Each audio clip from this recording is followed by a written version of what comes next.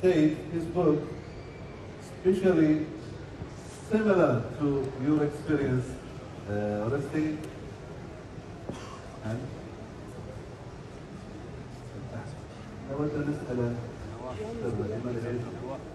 متى صدر الكتاب Қытай, неміс, түрк, англис тілінде жарық көрген.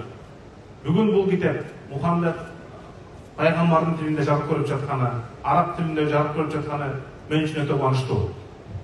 هذا الكتاب اسمه قرغيز، يسمى قرغيز. هذا الكتاب جدا، هذا الكتاب الذي تم ترجمته إلى عدة ترجمته إلى اللغة العربية إلى لغة نبينا صلى الله عليه وسلم. Мен өз елімнің тарихыменен сыймықтанам.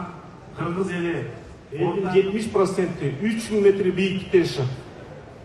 أنا فخور جدا أننا ترجمنا هذا الكتاب.